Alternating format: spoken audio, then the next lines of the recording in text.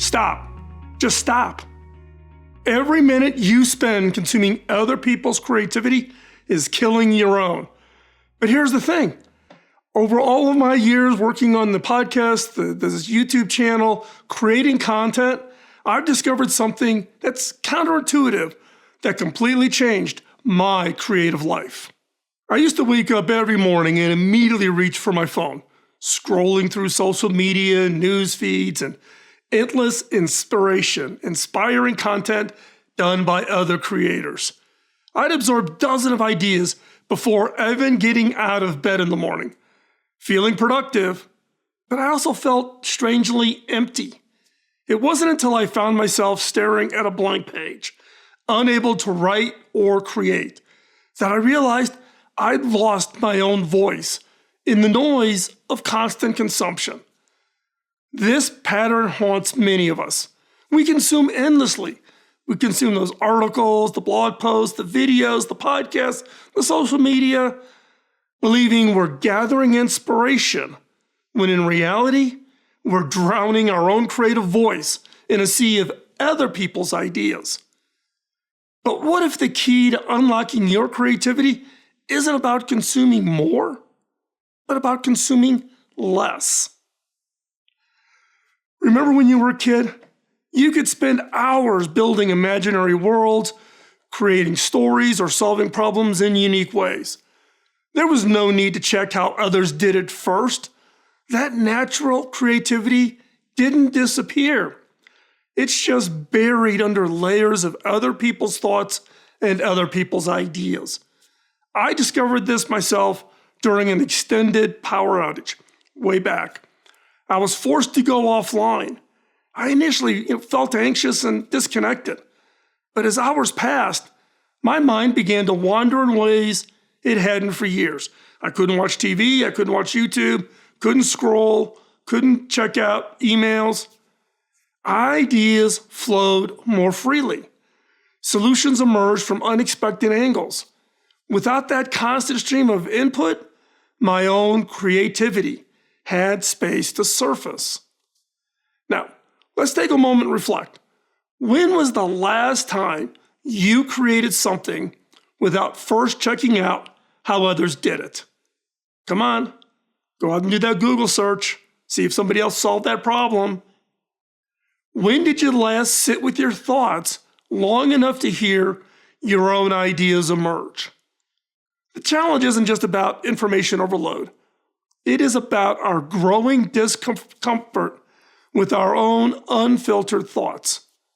We've become so accustomed to constant input that silence feels uncomfortable, and our ideas feel inadequate compared to that polished content that we consume. Look, we all compare ourselves. Wow, why don't my videos look more like that? Why doesn't my podcast sound like that? We're constantly doing this comparison. But that feeds this feeling of being inadequate compared to those others that we follow. The path to reclaiming your creativity is deeply personal. I'm going to share with you how to begin with just small steps that build into transformative habits. First off, start your day as a creator. Begin with just 5 minutes of uninterrupted creation before checking any devices.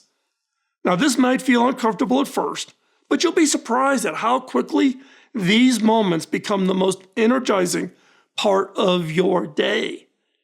I use an app called Freedom that locks all of my devices, so I'm not tempted to go check social media, how many comments people have left for me on the YouTube channel, no, it locks me out because I am borderline ADHD and I'm constantly wanting to get stimulated by checking things.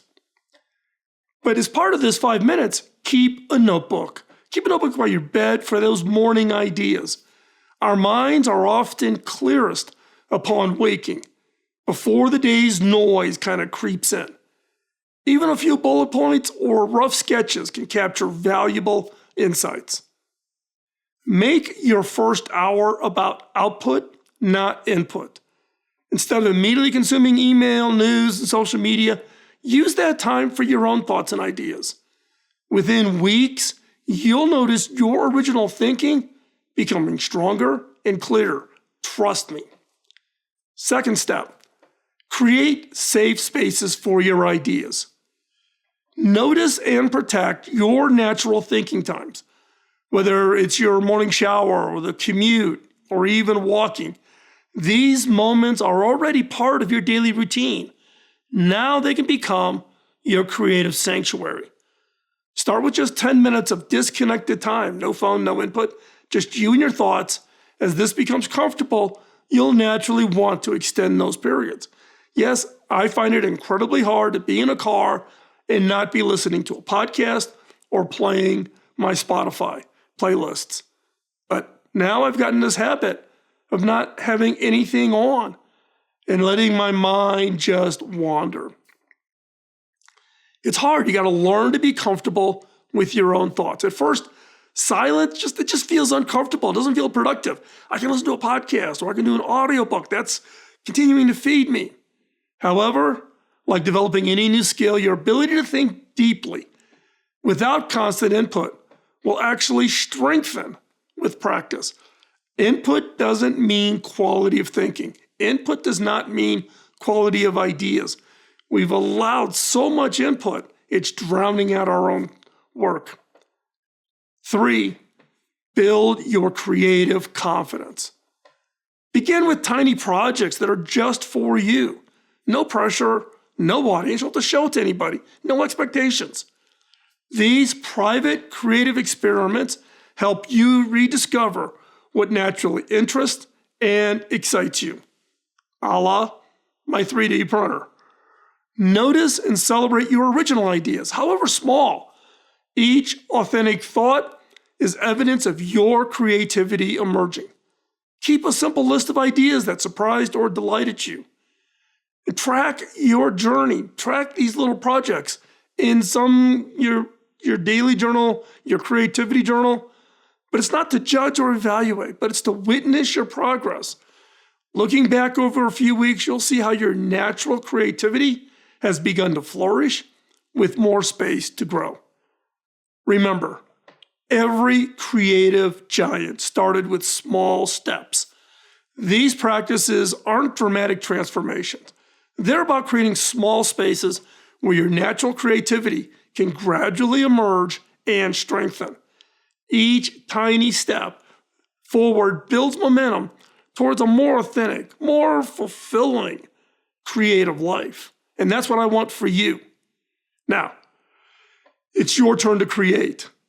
Now, a lot long ago, I spoke with a senior architect, an architect I really respect. As many of you know, I originally went to college to be an architect. In my discussions, he was sharing with me a radical change that he made to his personal design process.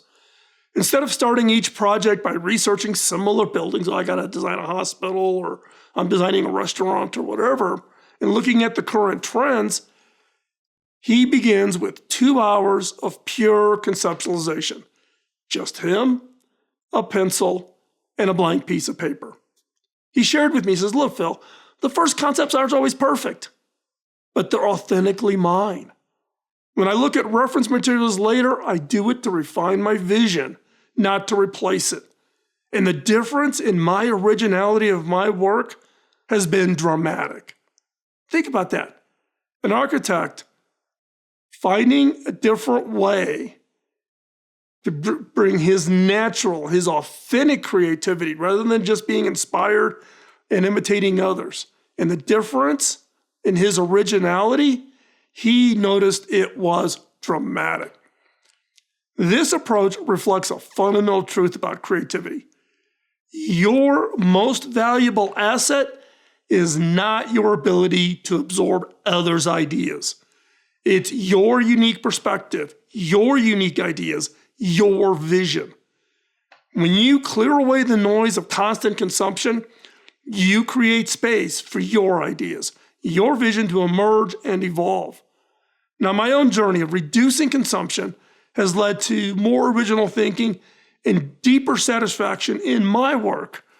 The ideas that emerge may not always be revolutionary, but they're authentically mine.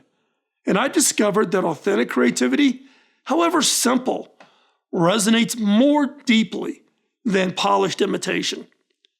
Your creative voice is waiting to be heard. It might be quiet at first, after years of being drowned out by this constant consumption, this hamster wheel we're stuck on. But with each moment of silence, with each small act of original creation, it grows stronger. Here's a question I have for you. What will you create when you finally give yourself the space to hear it? Before I wrap up, I want to thank each and every one of you for spending this time with me today. If you found value in this approach to creativity and innovation and the content we share here in the channel, I'd love to have you join our community of creators and innovators. By becoming a member either here on YouTube or over on Patreon, you'll get access to our private community of other innovators where we share challenges and victories, and that's over on Discord. Monthly live Q&A sessions where we can dive into specific creative challenges, and early access to my upcoming videos and special content just for members. But more importantly, your support helps ensure we can keep creating content that challenges conventional thinking and sparks your creativity and the innovations you create. I've put all the links in the description below. Choose the option that works best for you, whether it's becoming a member here on YouTube or joining us over on Patreon. Remember, your most original ideas are waiting to emerge when you create the space to hear them. See you in the next episode.